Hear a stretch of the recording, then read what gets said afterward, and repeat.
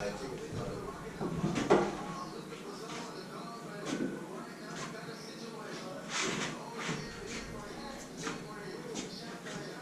them off. I can't film with you here.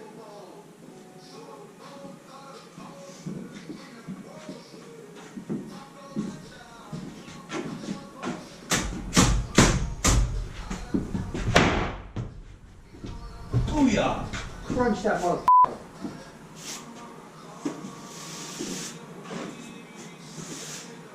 Just in case there's any doubt, let me give you a little. Oh, yeah. Double tap. Deceased. Just crunch it a couple more times to make sure there's absolutely no chance of you surviving that. It's called survival of the fittest. Oh, I was recording that. I didn't even realize.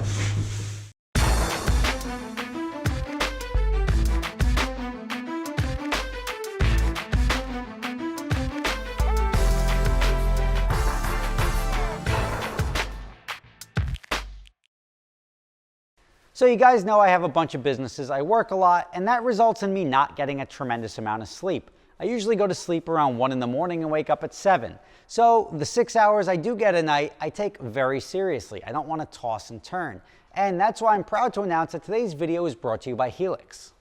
Everybody's different and Helix knows that. So they made a sleep quiz that matches your body type and sleep preferences to the perfect mattress for you.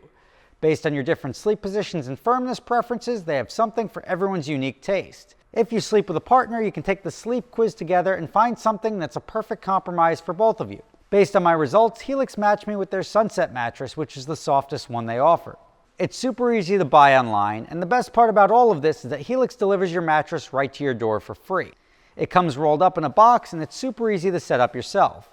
If it makes you nervous to buy something that you haven't tried, well, Helix has a 100-night sleep trial, so you get more than 3 months to make sure that you love it. If you don't, they'll pick it up for you and you'll get a full refund. So if you value your sleep as much as I value mine, visit helixsleep.com/SSR. You'll save up to $200 in your mattress and get 2 pillows included with the free shipping that they give on all mattresses. That's helixsleep.com/SSR. I put a link right below in the description to check them out. All right, back from adventure drives and a little bit of excitement getting out there and then coming back. So going out there, I had my Porsche that was damaged and then it had to be repaired and on a truck to go to Seattle, and it was holding up the entire truck.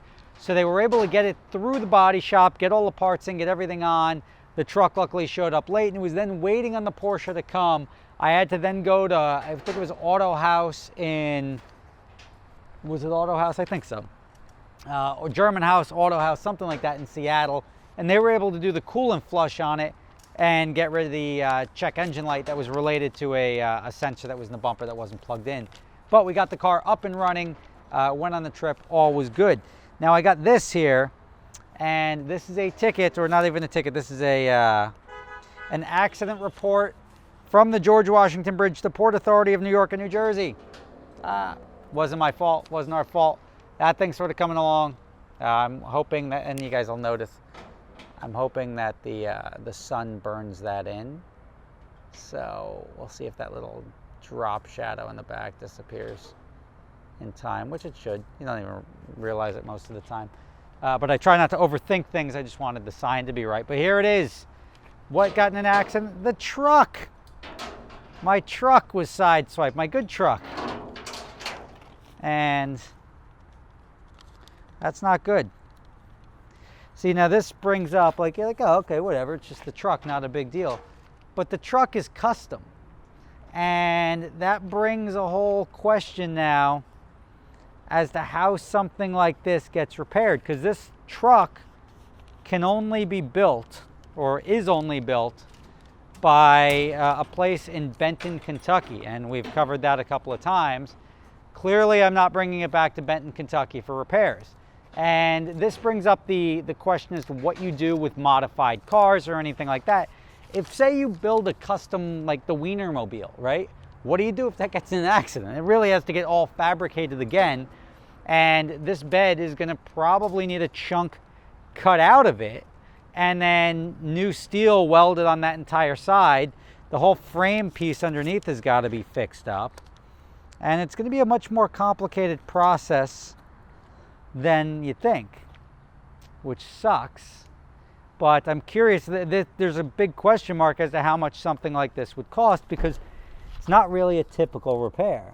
I want to say it's probably like, I don't know, 6 or 8 grand. A lot of labor, not so much material, but a lot of labor to get in here and get this sorted. Trying to see if I can do that without the light. But it's just like, that sucks. Now I'm building another one of these, so I'm just waiting for the them to have availability so we can get the other one purchased. When the truck gets purchased, they'll build it up. It takes about a month, and then we'll be good to go. It's Hodges Custom Haulers. If you're ever looking for a car hauler, absolutely the best way to transport a vehicle is the fixed deck. It guarantees you're not going to scrape, and it's quicker to load and unload than a flatbed. You don't have to tilt it in the right position and readjust it or anything like that. You know, with these ramps and the extensions, here we cheat a little bit. Those wheels are higher in the front.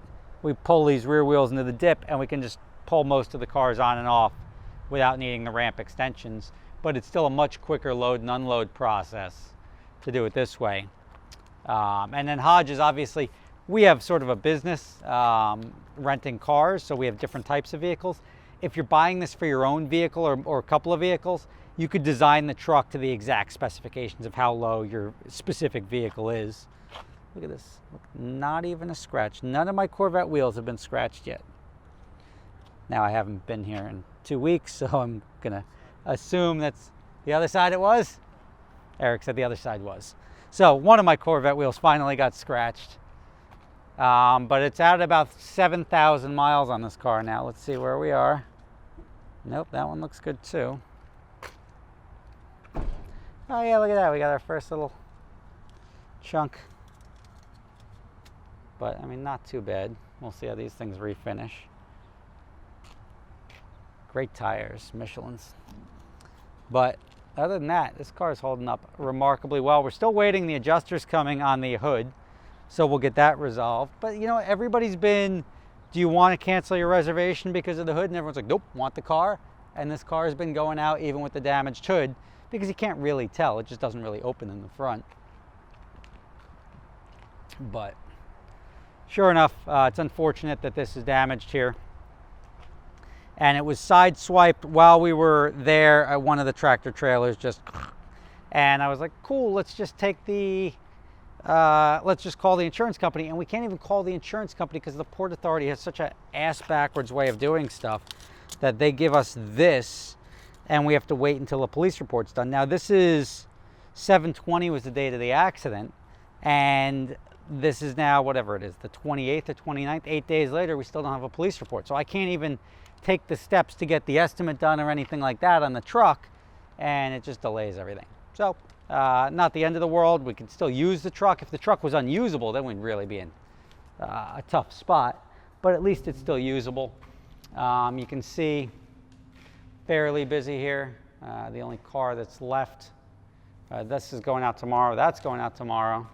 Corvette comes back but goes back out tomorrow. So I elected not to buy more cars. That was the debate I was having a little while ago, was do I buy more cars and then capitalize on the busy season, or do I just sort of stay closer to the chest?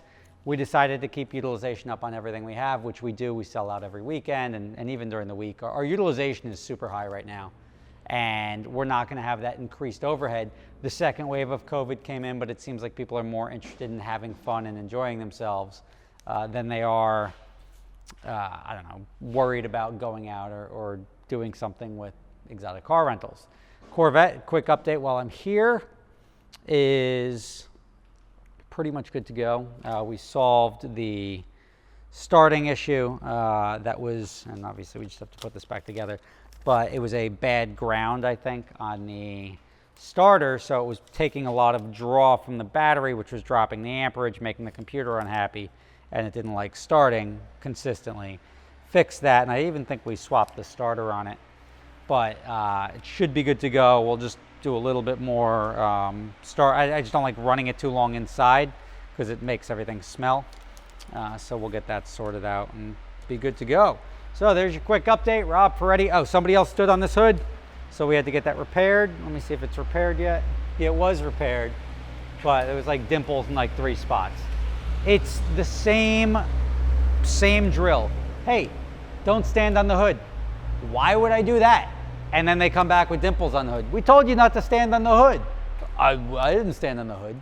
So that's, it continues. I don't know, maybe I'll just buy a couple of spare hoods to have in stock, but just one of those things that you'll never understand. But there you go, truck damaged. I'll let you know how much that costs to fix. Never a dull moment. It was a pretty busy week and nothing in the way of accidents or anything like that, but there were other companies. There's another company I talked to that had 4 accidents in like a weekend, in one weekend. And one major accident totaled car, which was a mechanical failure that caused it to catch on fire. The other ones were just like fender benders and everything, but the cars are down for repair. So, busy season, lots of theatrics. Rob Ferretti, thank you for watching. I will see you tomorrow, and I've got, what else do I have? I've got more stuff coming up, but drink some Whistle Pig. It's good stuff. So you guys are familiar with my other company, Adventure Drives, right? Well, this year we've got 2 trips coming up. One, which is starting in Seattle and ending in Jackson Hole in July. That's going up through the Canadian Rockies, coming down through Banff, Yellowstone, Glacier National Park, and Grand Teton National Park. It's going to be phenomenal. Also, we're going to be going to Scotland in October. We're going to be doing Scotch distilleries, playing golf at St. Andrews if you want to do that, walking around, seeing lakes, waterfalls, driving the North Coast. It's going to be an amazing trip. Prices start as low as $2,500 per person for the shorter trip in Scotland, about double that for the longer trip in July. If you're interested in going, check out the link in the description.